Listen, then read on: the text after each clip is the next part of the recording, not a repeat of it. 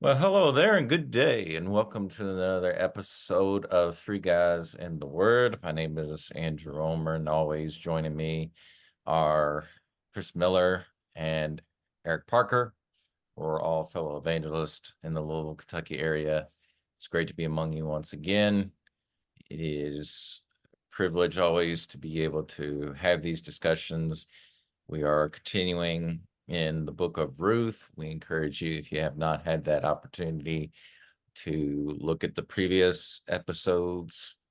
We would certainly direct you to make sure to watch them. And that way you can kind of get a feel for what we've been talking about so far. But make sure, we encourage have your Bibles out, dust them off if they've collected some dust. I know I've been guilty of that, and so make sure that follow along as we read. That you're not just depending upon us; you're actually searching the scriptures and looking at what they say as we're seeking to study and understand and growing in knowledge and wisdom as Scripture tells us. But it's great to be once again among fellow brothers here, so we continue in this dialogue and just really appreciate what we talked about so far. But as always, we just want to check in, see how everybody's doing. Eric, how are you doing today? I'm doing all right. Our AC's out, so uh, I'm all right now. But once it gets hot this afternoon, I might be a little agitated. But very blessed coming out of a week of relaxation and respite. And we were out at Land Between Lakes, which was really nice. Very calm, very peaceful, very serene. Lots of birds, lots of kayaking, lots of sun, and lots of water. It was nice, and we got to spend time with some family too. Um, I've come to appreciate that a little more through the years. You know, when you're, I don't know, when you're younger, you're just kind of like pedal to the metal. Like at least I was. I was pedal to the metal. When I was a kid, all the way up to I don't know 30. And then now I'm starting to be like, these vacations really are important to regularly schedule. Uh, and So I'm definitely appreciating that more, and hopefully I can get in the flow of things coming back. But it's been nice. Chris, how you doing, man? Good. Glad we have this time to be together. Just things we talk about before we started today. That's good to have people around you that encourage you and lift you up and help you focus on what's important. And glad we do this. I texted you guys last night, making sure we were still doing it. When you all said yes, I was really happy. So I missed doing it last week, but I'm glad you had a good vacation, Eric. And I listened to Andrew's lesson on Zephaniah. It was good. He did a good job with that too. So looking forward to our time together today. Still in the Messianic prophecies on Wednesday night. Probably will never get out of it, but that's okay. I'm enjoying the study. So everybody else might not be, but I am. How you doing, Andrew? Oh, it's good to be among you, and I'm doing all right, and looking forward to continuing our study. Kind of made me think as Eric was sharing just how I don't nearly enough just get outside, just take a few moments to just take in and enjoy and appreciate God's creation. Um, and sometimes that could be difficult when you step out and you hear just a lot of cars just whizzing by, or I've got this. I live in an area where very frequent there's an individual that likes to walk up and down the street and or the sidewalk. It seems like every day that I step out to go somewhere, and let's just say they got a quite a vocal range, and I don't know what they're singing, but um, I mean, I can take time to quiet my mind, and I can obviously go to a park and just because I've done that before, but it just makes me think of I need to make that a conscious effort just to take some time to get away, take more walks, appreciate just the sounds of like nature and just gets him that soak up that sun. And but glad everyone's here. Glad we're back in the saddle, so to speak, and get back into digging into the second part of Ruth. But before we do that, we'll go around, do our little bit of what we took away from our last discussion. But as a good reminder, Eric, if you would go ahead and just read our principal verse. Ephesians 2:19. So then you are no longer strangers and aliens, but you are fellow citizens with the saints and are of God's household. Now, just a reminder of why we picked that. Ruth is a stranger to the covenant. She's not from Israel. She's from Moab. And so she sort of gets grafted in to Israel as a proselyte. And through her and Boaz, who she'll end up marrying in this book that we're studying right now, will descend David. And through David and that lineage, Jesus is also going to come into the world. So very neat to think about that, and to think about the typology of Ruth, even for us. So What were a few thoughts on the first 13 verses that really stood out to you, Chris? Eric just spoiled the rest of the book. Come on, man. Spoiler only like alert. 3 pages. I know. I just think it's amazing you read this story, and like Eric had brought up, so Ruth is a Moabite, so she's not a part of God's covenant people. So it's like you read the Old Testament, it's like, all right, the Jewish people are one of the main vocal points. So it's like, what's everybody else doing? Well, you read a lot about that throughout Joshua, the different groups of people that are in the land. So it's not like God was just like, all right, I chose Israel from Abraham and forget everybody else. That's not how it worked. People like Rahab, people like Ruth were able to find favor with God. And really, chapter 1, you see Ruth make that choice to come to Israel with her mother-in-law, to live there. We see at the beginning of chapter 2, really, she's going to work to provide for both of them. And then all of a sudden, Boaz enters the scene, and you can just see God's hand at work in this story of Boaz. Ruth just so happens to go to Boaz's field. She just so happens to be there. And Boaz really takes a really kind of important look at her and knows of her and has heard about her. And you see this conversation take place in the beginning of chapter 2, where he basically tells her, this place is safe for you. You will be taken care of. There are, companions here that probably were around her age that you can befriend. Also people that are working in the fields. No man is going to do anything to you in this field. I will protect you. And you have to wonder if those were things maybe that Ruth had maybe encountered already, or things that she might have been afraid of happening because her husband's passed away, her father-in-law is gone, and it's just her and her mother-in-law. So it's amazing. Chapter 1, you see how bad the situation is, and then you read the rest of the story and you really see God take care of her, which I think is a big thing for us to think about, as God is involved in our story too. Nothing really happens by accident. And if we'll use the things that happen to glorify God, at the end of the day, we'll receive the reward we want, the same way she ends up finding her happy ending too. So, really looking forward to the second section in chapter 2, but really appreciate so far what we've looked at. What'd you get, Eric? Boaz is a star, he's like a star companion. He comes in and he's ready to save the day. He's a superhero. He's gonna make all the wrongs right. He's gonna be the one who's gonna do everything right.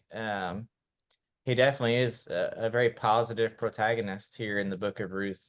It's not to say he didn't have his issues. I'm sure he did, but I think the presentation overwhelmingly is that Boaz is a good guy. Everybody looks at, his workers and the community, and everybody is looking up to Boaz. And Boaz is like, he's straight laced, as we're going to find out in the next two chapters. He's not somebody who is selfishly ambitious, but he is somebody who's successful without being selfishly ambitious. And that's hard to find.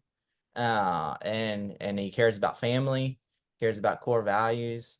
I think Boaz too is a good illustration of a husband. He's not acting as a husband for Ruth yet. Um, yeah, I'm giving it away, Chris. He's not Spoiler. acting as a husband for Ruth, but he's seeking her protection. He's making sure that she's supplied for. He's a model husband, is what he is. As far as what a man's supposed to do for his family and for his wife, especially, he's supposed to protect her and provide for her, and and make sure that she is in an enriching environment. He's doing. He's really a star of the show. Which is interesting because the previously the men that we read about have been Elimelech, and the two sons Mahlon and Chilion, and we don't get a whole lot about them, but we know that they fled from Israel, from the Holy Land. They weren't supposed to leave the Holy Land. They left, and they settled down, and of course, they intermarried. So the little information that we do have about them is not very positive at all. But they're from the same stock as Boaz. And that's another illustration for us is just because you maybe come from a difficult family or difficult circumstances, or maybe somebody in your family is bad, that doesn't mean that you have to be bad. You can be good, and you can be wholesome, and you can be virtuous. So lots of really good practical applications. Ruth's only 4 chapters, like 3 pages in your Bible. But there's really a lot of present day application that can be derived from it. And I think that in particular, the first half of chapter 2, really hinting at this very positive impression of Boaz. And as Chris pointed to, providence of God. That all of this seems to be just kind of falling into place. Which is similar to like the Book of Esther, where everything just kind of falls into place. Andrew? Well, you get a sense that um, whereas the time of the judges is just described as men did, like everyone did right was in their own eyes. I mean, here's an exception to that rule. And Boaz like sticks out like a sore thumb in the sense that from just reading even the first part of chapter 2, it's like you get a feeling that he understands or has studied the law and is familiarized with at least parts of it, because he's allowing uh, a widow to come along and glean, someone that doesn't have much, and doing what was written down for them as far as what all of Israel was supposed to do.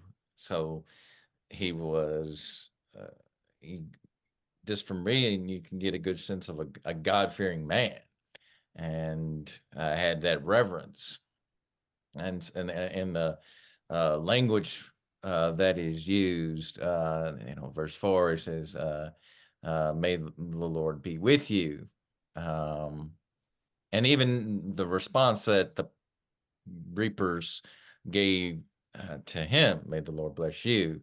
So that's not language that you normally would, if you go to the Book of Judges and read, that would not be something very common um, among that period of time.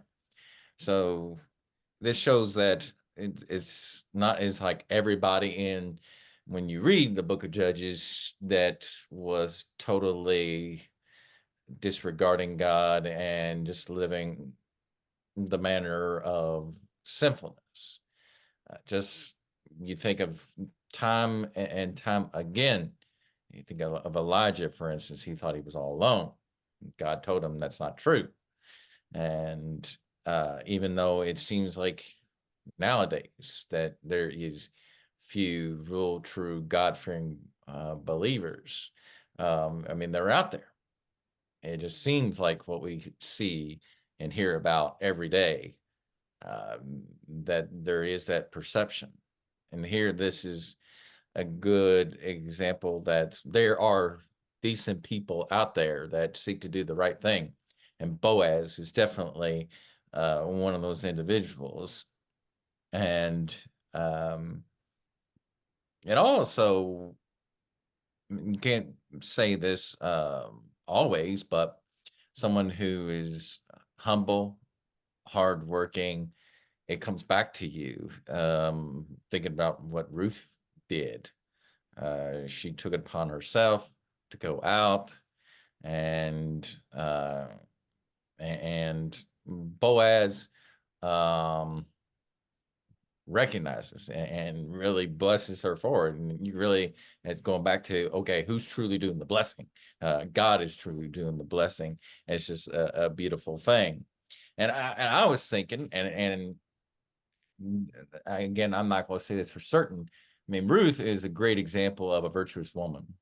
Thinking about the very end of Proverbs, and just that would have been in the line of Solomon, and I can't say that that would have been an example of, but who knows? As the antithesis of why that been put in Proverbs, but I can't say that for certain. But certainly Ruth fits that mold as someone who is um, doing everything as a righteous woman should do. And you can kind of, and this will be the last thing, then we can jump into our discussion. You can kind of see that she's slowly now getting accepted and being part of where moving away from that foreign way of life and slowly getting accepted into this new community that she's being brought into. And so we're beginning to see that transition of going from the old way into that new way of life. Very much a type of when you become out of that life of sin and into the life of being an obedient follower of God. Beautiful, beautiful thing. All right. Let's look at the verses 14 through 16. If you would, Chris, read that. So now Boaz said to her at mealtime, "Come here and eat of the bread. Dip your piece of bread in the vinegar." So she sat beside the reapers, and he passed parched grain to her, and she ate and was satisfied and kept some back. And when she rose up to glean, Boaz commanded his young men, saying, "Let her glean even among the sheaves, and do not reproach her. Also let grain from the bundles fall purposely for her, and leave it that she may glean, and do not rebuke her." So it's interesting. This starts out, she's in a sense a charity case because she's getting the outside parts, which was commanded, which I'll talk about in just a second. Then it's to the point where it's like, all right, come eat this bread, sit down and eat with me. And then you get to the part where he tells her to dip her bread in the vinegar. That's really where you're starting to see this kind of blossom. She's not just some normal person to Boaz at this point. That was something that was a privilege to be able to do. And you're starting to see him, like Eric said, he's smooth. Boaz is a smooth guy. You read this story. And I don't think he's just got, those motives. I think he was just that way, probably with a lot of people. I mean, he just seems like a really good person. But you can see the intentionality behind this. Obviously, God's intentional in this story, but Boaz is a good example of being intentional too. Even the commandments to his workers with her going into the field is very intentional. Um, she eats, she's happy, she keeps some back, which we're going to see why she keeps some in just a minute. But then he tells the men to let her glean of the sheaves, which when you think of Leviticus 19, they were to allow the corners. Well, Boaz is saying at this point, just don't let her have the corners. Let her go ahead and take some that were already gathered, which is a big step from the outside to now she's getting, not, all the leftovers. She's getting some of the best things. And then he basically tells them, let these fall for her, let her pick them up. Don't step in, don't rebuke her. Don't necessarily make her feel like, this is pity that he's taking on her. I think he's wanting to be very intentional about this. He doesn't want to dishonor her. He doesn't want to make her feel less. And you're really seeing him, like Eric said, they're not married at this point, but he's lifting her up. He's lifting her up kind of out of her poverty in a sense, kind of restoring her dignity as well, because we don't necessarily know. The scriptures don't really reveal what she thought of herself, really where she was psychologically at this point. Boaz might have been privy to that information, which is why the intentionality is so important here. Uh, but something that's just huge about him is his intentionality with her. He is concerned about Ruth. He's not just, oh, I'm going to be nice to this. He is truly concerned about her. And I think him allowing her to do what she's doing here also shows his concern about Naomi too, which I think is a big thing to consider. This is his field. He could be selfish with his resources, but he's far more concerned about someone else. And he's not really asking for anything in return either, which I think also, really shows what kind of person he is. So the world's a lot bigger than me. The world's a lot bigger than my thinking and my wants and my needs. There are a lot more people in it. And it's very commendable that Boaz is, allowing access to Ruth for her to be able to do this. What you got, Eric? Several elements of this make us think about Jesus' ministry too. The dipping of the bread and the vinegar and some of these sorts of things. You're like, well, maybe that's coincidental, and then you're like, well, really, I don't know, because like, why even mention something like that? Now you're laying out the case for the sort of romantic entanglement of Boaz and Ruth. I get that, but I don't know. It just seems like it's almost like over the top. Like, oh, we've got roasted grain. Like, how often do you read about roasted grain in the Bible? Like, it just seems like it's almost like over the top with the details. Of course, you have Boaz, and Boaz knows, even in his community, of possible threats on Ruth, and so he goes out of his way, and he tells his reapers 2 times, don't bother her. Don't insult her. Don't rebuke her. It may be like one of those things that they begrudgingly did. They throw a couple little things down on the ground and they're like, here you go, you little rat, like, or whatever they would have said. I don't know. Just like they could have sort of like did the letter of the law without having the spirit of the law, and Boaz makes sure that they do the spirit of the law also. In addition to this, of course, Boaz, really a great indicator of Christian discipleship too, going the extra mile. He's not just doing the letter of the law, but he's doing the spirit of the law. And he's not just saving the corners of the field. He's making sure that she has the best of the best. I think about this too, like I don't know, like we live in a pretty prosperous nation, right? So like if you get a banana with a big old bruise on it, what are you gonna do with it? You're probably just gonna chuck it, like it doesn't matter. If you're really stingy, like we are in our household, you might take like a knife or something and kind of scoop the bad part out and then eat the good part. Maybe. But that with Ruth, she's like she's getting a worse smashed up banana and and she's making the most out of it. She's willing to take that. And it's kind of like the stories you hear on the news sometimes where like there's a homeless person who's digging in the garbage outside of a restaurant, and the restaurant owner invites them in and gives them a meal and that sort of thing. It's like you don't just like there's got to be some human dignity, and sort of a basic primal human fellowship. That this is my fellow human being, and they have a need, and I want to take care of them. And that's really, a lot of New Testament commands relate to that idea. Ephesians 4:28 and 29, kind of like whoever steals must steal no longer. He must use the proceeds that he has not only to take care of his own responsibilities, but also to help others. So there's a lot of this mentality, and even like First Timothy 5 talks about, a man who doesn't provide for his family and his people is worse than an infidel, because it's such a good test case for, or a good litmus test for discipleship.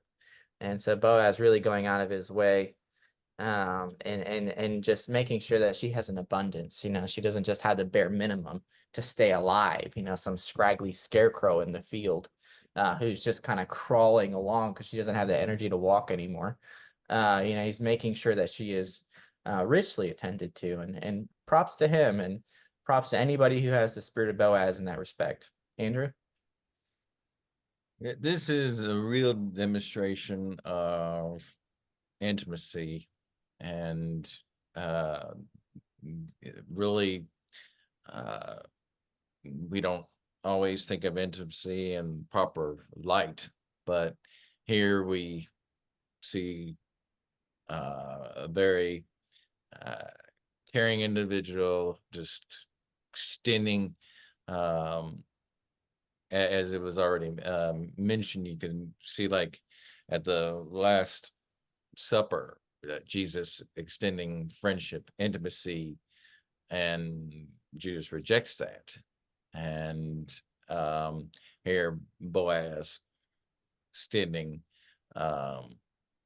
intimacy, friendship, to Ruth, and she does accept that.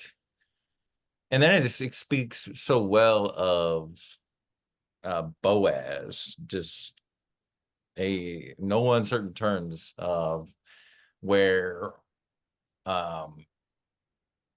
people might have been, or certainly were, shady and unreliable, and would not care to maybe be faithful to their masters, or willing to stick their necks out, especially for somebody who came from a potential enemy, or which Moab was not friendly towards Israel. And here Boaz again is sticking without any seemingly one iota of fear toward of what this may bring him as far as reputation, damaging it, and potentially bringing just problems with his servants. He's saying, like, look, this is how it's going to be. And that speaks of someone with great integrity, and speaks well of someone who was going to do what's right. And though those are, it seems, few and far between, especially during that time, and really just throughout. Um, he was walking that narrow path, and doing what was right. He just, you can see, like, he had a goal in mind, goal-oriented fellow. Uh, and also you get a real sense that he knew that he was blessed, and he didn't see that as one to make himself arrogant or puffed up, but I've been blessed, and I know I needed to pay it forward, to extend that blessing to others. And you just uh see it over and over. And it's only been 16 verses that so far that we've read about this man, and um his name, strength, swiftness, quick, fits so well of, as the meaning, as we shared in the previous episodes, the meaning of people's names. It fits well to their character, or it seems to go along quite well with this actual book. So, looking forward to seeing what happens next, and so why don't you, Eric, go ahead and read to the end of the chapter.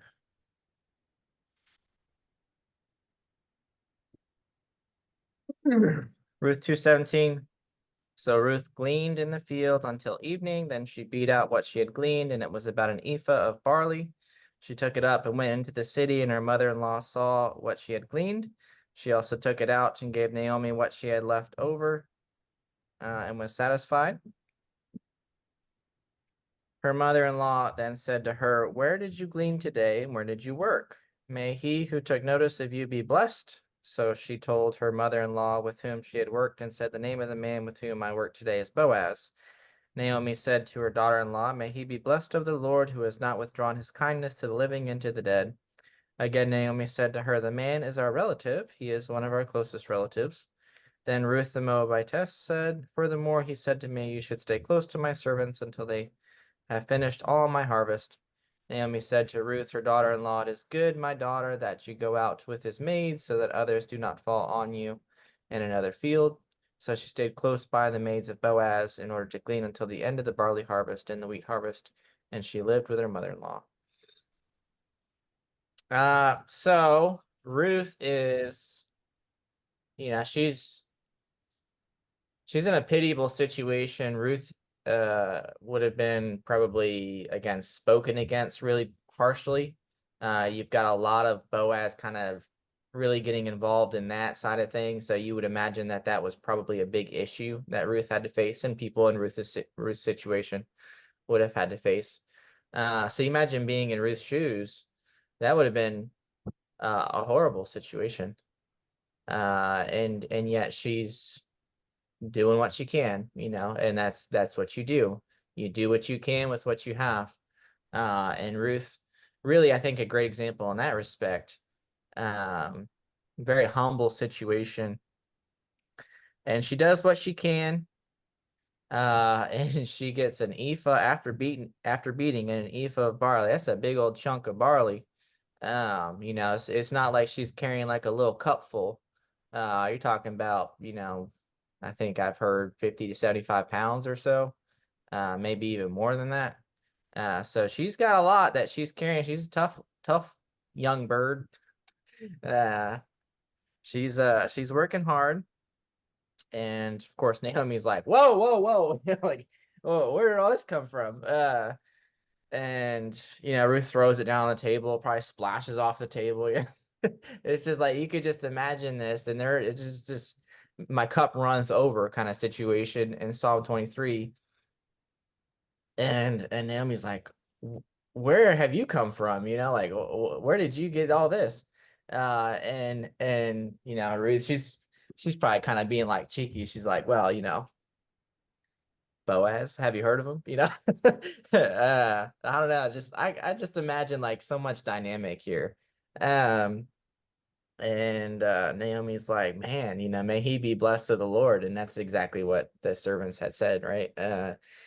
And respect to him, and that's what Boaz's mentality was towards his servants and people that he was taking care of. So there's just this reciprocation of positivity, and even Naomi is kind of like, it's almost like it's reignited her faith, because like the last thing that she said is kind of like, like this is miserable. This is a miserable situation, and she's really questioning why God would allow this bitterness into her life. And then you have this now, and it's like this just reversal of fortune, where everything is seemingly going well, and then I don't know, if what all happens here.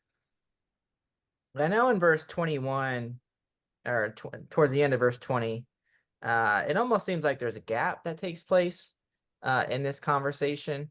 I know sometimes the scriptures will do that, like they'll talk about something and they'll kind of jump right into something else.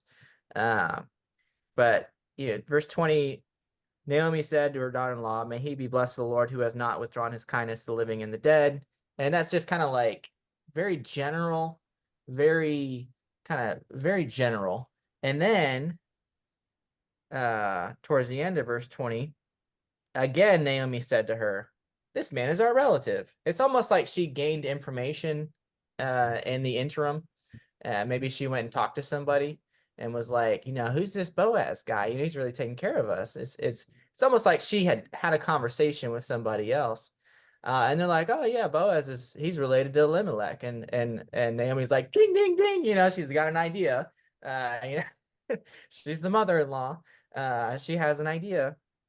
Uh, and she's like, "Oh yeah, he's our relative. He's in a perfect position to help us a little more. Um, you can just see Naomi and the wheels are turning finally, and it's like she was stuck in the mud, and it was pointless to even drive the wheels. But now the wheels are turning, and she's getting some traction, and she's running with it. And then Ruth, again, just kind of, I don't know. I almost envisioned her being a little cheeky with this, like, what else he said to me, he didn't just provide for me. He's providing for us in the long term too. It's I don't know. There's just so much dynamicism here. Um, and Naomi's like, "Oh, this is perfect. This is working out perfectly." And of course they're going through barley harvest, and they go through wheat harvest. So, we've progressed through a good chunk of time here.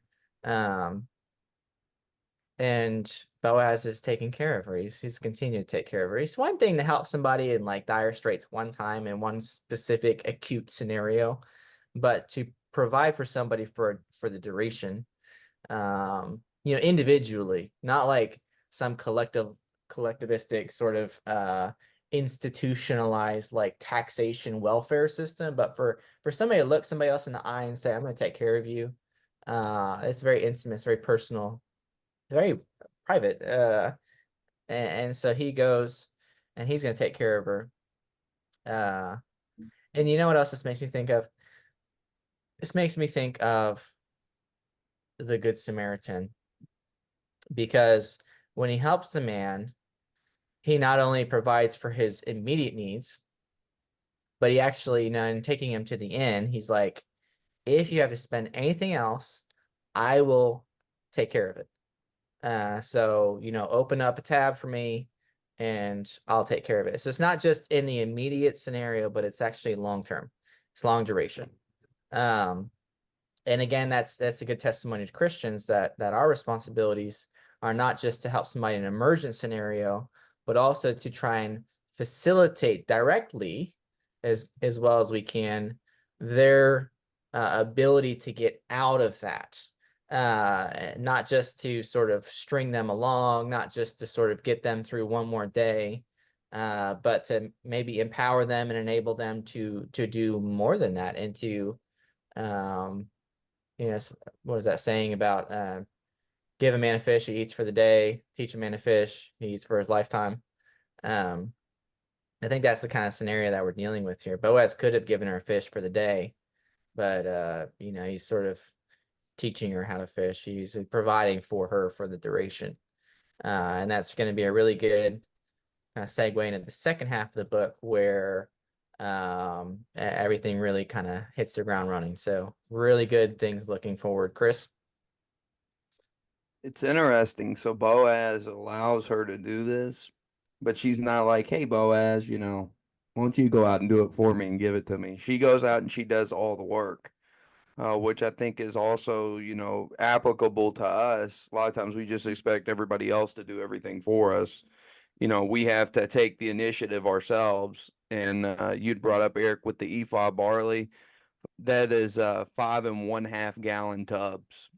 So about 22 liters of barley. So she's just not like, "Oh, look what I got." That's why Naomi, I think, is like, "Wow, like, where did you get this from?" That's not the outside of the field. You're getting a massive amount of barley. And then also it talks about giving to her what she kept back from the meal that she had had. She brought that to her as well. So, Naomi sends her out thinking, probably knowing the customs, maybe she'll get the outside, maybe we'll have, enough to survive for the day. But like you said, Eric, it would be able to, they'd be able to survive for quite a while. And I think that the big thing about this is, so you get into chapter 1 that we talked about at the end. Naomi is like, don't call me Naomi. God has dealt very bitterly with me. God has punished me. God has taken everything from me. He's afflicted me. It's amazing the switch you see from the end of chapter 1 to the end of chapter 2. So she goes from saying, I've been afflicted. My life is terrible. Why you calling me by my name? She was bitter from what had happened. Uh, but it's like Eric said, Naomi's like, okay, where have you been? How did you get all this? Where have you been today? I was with Boaz, and then like you said, I think you start to see the gears turn. And I almost read the this man is related to us. He's one of our close relatives. Like, hey, maybe he could be the kinsman redeemer. Maybe he could be the one that redeems you. Obviously, Ruth probably doesn't understand that custom, obviously, but Naomi probably did. She's like, okay, this Boaz guy might be someone that could be a potential partner for you. But I think also, she's kind of seeing, I think, Boaz trying to protect Ruth, but also telling Ruth, hey, there are other young women like you in the field. You know, humans are social creatures. So obviously, she probably just didn't want Ruth to be, crammed in the house with her. Here's all these other people that are around your age. Associate with them. Maybe they can help you too. They can help you acclimate to the culture and all these different things as well. But it's amazing. She tells her this, and then she tells her at the end of the chapter, it is good that you go. It is good that you go. Um, Naomi could be selfish, but it's amazing. Ruth's in this terrible situation, but you see Naomi looking out for Ruth. You see Boaz looking out for Ruth. So ultimately, Ruth's story is impacted by other people looking out for her. You have Ruth looking out for Naomi, going to work. It's just a story of unselfishness and, generosity and compassion, and really, in a sense, kind of grace. Ruth hasn't really done anything to deserve this. Boaz just takes it upon himself to extend this to her. And you think about God with us, we don't deserve anything that we have, which should really kind of enforce, the work ethic you see here, that should kind of enforce that work ethic in us too. And it's amazing to see how the story starts. All the negativity we've seen in chapter 1, all the bad things happening, and now you're in chapter 2, and Naomi seeing God's hand at work, Ruth seeing God's hand at work. I think Boaz is seeing God's hand at work, taking a really tragic story and ultimately gonna turn into something that even the greatest writers couldn't do. So it's amazing to see that take place. We got Andrew. Uh, I almost get the sense of when you have something amazing happen to you, something that's sort of too good to be true, or just amazing that you always want to share. And uh, I know Ruth has spent the day doing all this hard work, but I just also got this feeling she's just on pins and needles on edge, just want to just unload like the amazing circumstance that what all transpired that day, and just tell Naomi, mother, you won't believe what happened. All of this, it's just incredible what took place. There was this guy and named Boaz, and he told me that he heard about me, and he knew about what all happened to us. And I know it's a small town, and you probably would not be amazed that where we get around, but still, just being I mean, he approached me. He spoke to me as being even though a foreigner, and he was so gracious and kind, and he actually allowed me to have a meal with him, and he allowed me to be in his house. He allowed me to uh, gather in his field. I can't believe that this happened, and yeah, I can imagine just hearing all this or being there when, okay, Ruth comes home, Naomi sees her, or she's got all this food and uh, supplies for them, and imagine Naomi's eyes just get all big, and maybe even her just jaw drops from just utter shock at what is taking place. And then having the conversations that they have, and mm, starting to see that the realization, you know what, I was wrong. God has not abandoned me or us. And it was a good idea and the best idea ever for Ruth to come along. How foolish was I to even attempt to send her away? And just amazing of how these things are happening. Talking about probably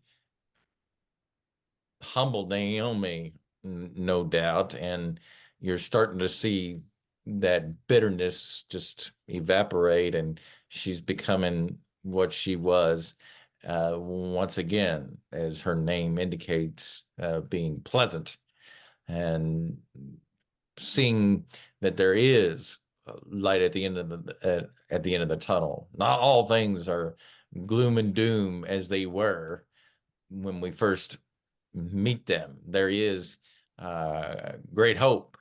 Uh, and Naomi further um, acknowledges the wise judgment of Boaz, and reinforces saying, because seeing that she desperately cares for Ruth's protection going forward, and looking out for the best of Ruth, shown that Naomi is not all about Naomi, and of course Ruth is not all about Ruth, and Boaz is not, as we've seen in these few verses, not all about Boaz. You're seeing each person showing an act of uh, selflessness, and not all thinking about, it's me, myself, and I, and the world revolves around me. Great examples of individuals that are not just consumed with self, and they're focused on thinking about others and the welfare of others, as God is, of course, directed throughout his scriptures to, love your neighbor as yourself, and really demonstrating here that concept, and that command of God, which is something that you would rarely see in the book or the time of Judges. You're seeing that reinforced over and over again, and just we're halfway through the book, and you're seeing this really developing, and it's great examples for us how to look out for one another, look out for the best and the well-being of one another, and uh, seeking to um, take care of each other. And love is demonstrated in this section very greatly, to a high degree. Great, great stuff so far, and just two chapters, and it's almost like you get two different pictures in just these two chapters. But more to learn, Lord willing, as we continue on. You could almost say that, hey, things are good.